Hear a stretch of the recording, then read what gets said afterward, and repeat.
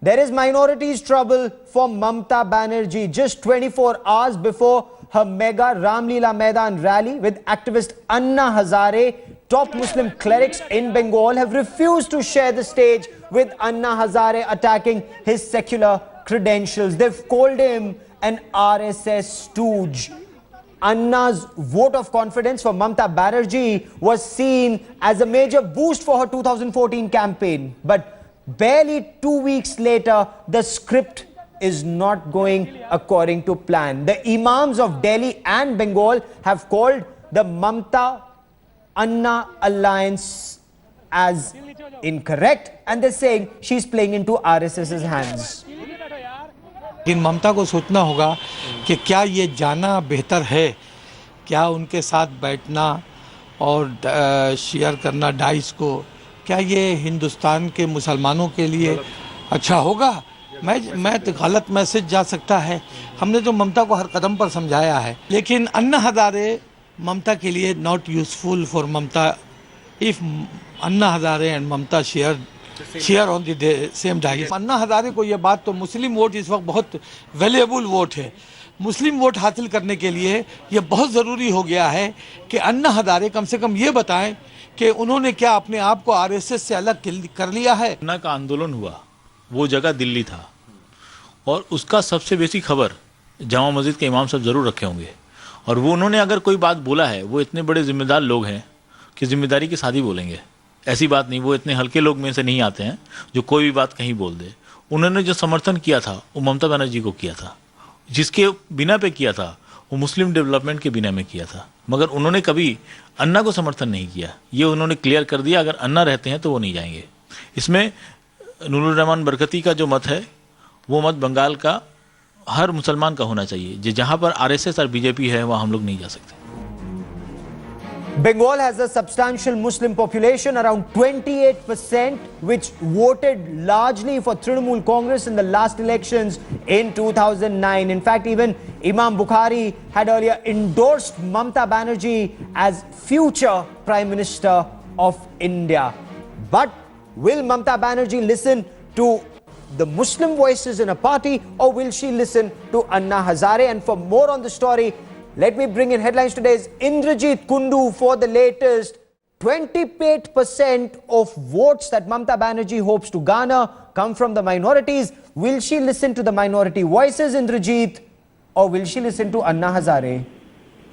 Well, that is the big question, Gaurav, at this point in time. Mamata Banerjee has landed in New Delhi just a short while back, and the Trinamool is gearing itself up for the mega rally that is scheduled for tomorrow in order to project its national ambitions, and that's the reason why they brought in Anna Hazare on board. However, as far as West Bengal is concerned, the minority vote is very crucial, something that Mamata Banerjee has nurtured over the past several years, that has given dividends in 2011 elections, in 2009 Lok Sabha elections, and he's hoping that they are going to get the same in 2014. However, the Shahi Imam of West Bengal is somebody who is considered to be very close to Mamata Banerjee, and his advice is something that Mamata has paid heed to every time, be it Salman Rushdie's visit to West Bengal that was stalled, be it a serial based on Taslima Nasreen's writing that was stalled. So these are something that had offended the Muslim community, and therefore when the Shahi Imam had requested the Chief Minister, the government swung into action. Will she pay heed to his voice this time around? It's anybody's guess.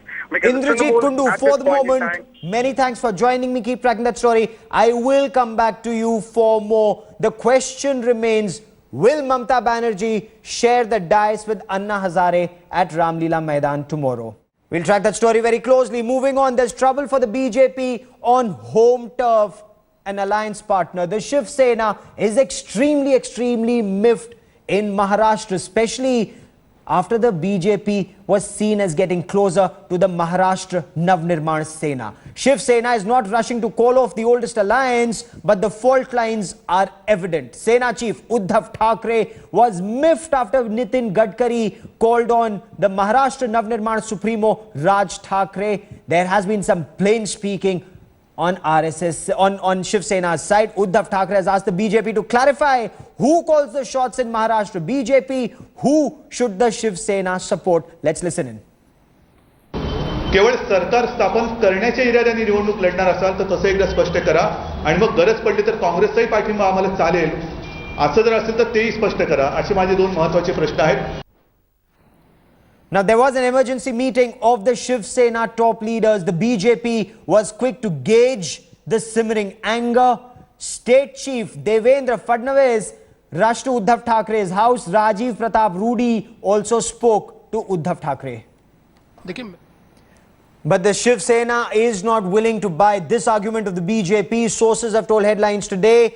Behind closed doors, party leaders are extremely angry with the BJP cozying up to Raj Thackeray. Several Shiv Sena leaders are worried that BJP will perhaps help the Maharashtra Navnirman Sena and not the Shiv Sena.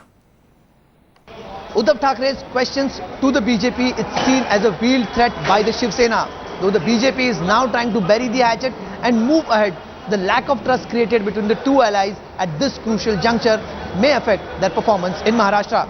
With camera person Mahesh More, Kamlesh Sutar in Mumbai for Headlines Today. If you sail in two boats, you're bound to sink. That's the message from the Shiv Sena to the BJP. Joining me now for the latest is Headlines Today's Kamlesh Sutar. Kamlesh, which way will the BJP swing? Because Maharashtra Navnirman Sena's Raj Thackeray has also made it very clear he will not put up candidates against the BJP. Well, certainly what Shiv Sena leaders today were speaking about the BJP was that the BJP is wanting to eat the cake and even have it. The BJP wants an alliance with the Shiv Sena, but on the other hand, also does not want the MNS to hamper their chances in Maharashtra, and that is why leaders from the BJP have been meeting Raj Thackeray quite often.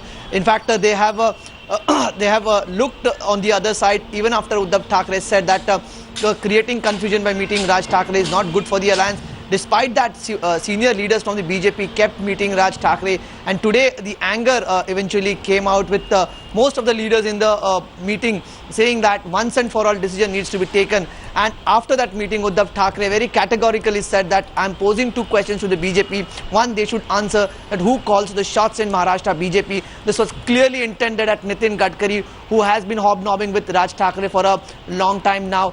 Is Nitin Gadkari the one who calls the shot? Are national leaders who are going to decide about the larger alliance? And second question, he said that are you going to take support from Raj Thackeray? Then what is the difference between you and the Aam Aadmi Party, which fought against the Congress in Delhi and apparently formed a government with the Congress? So if you're going to take support from somebody who is going to fight against us and who has lost all his political ground in Maharashtra and only using Modi's name to get some votes, is that your policy? You need to answer on that. Interesting development. Track that story. I will come back to you for more, Kamlesh. For the moment, many thanks for joining me.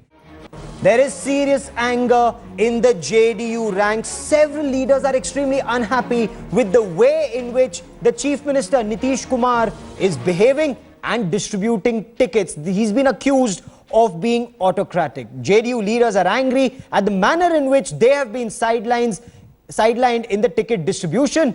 After Minister Narendra Singh, now JDU MLC Mahachandra Prasad Singh has openly said Nitish Kumar is an autocrat. He's criticized Nitish Kumar for naming candidates without holding any parliamentary board meet. Nitish Kumar last week announced the names of filmmaker Prakash Jha and BJP rebel leader Avinash Singh from Betia and Motihari during the Sankalp Yatra.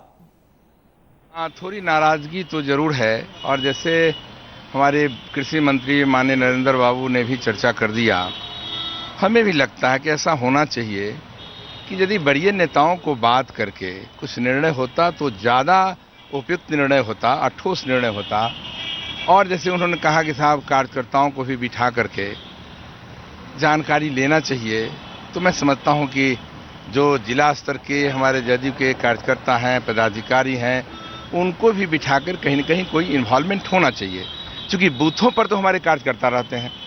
चुनाव हम लड़ें, कोई लड़े, लेकिन booth पर कटने मरने का काम कार्यकर्ता करता है, और कार्यकर्ता यदि कहीं उपेक्षित महसूस कर रहा है तो उससे पार्टी को नुकसान हो सकता है।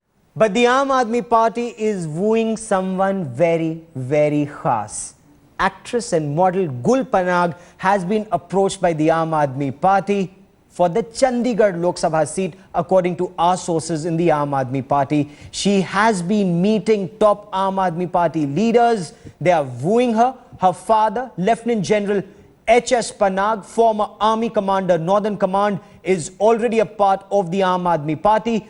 Sources in the Aam Aadmi Party have told Headlines today he will not contest the elections but will advise the party on strategic affairs and national security. The Aam Aadmi Party is extremely keen to field Gul Panag. Will she say yes? The final decision will take place after her meeting with Aam Aadmi Party leaders.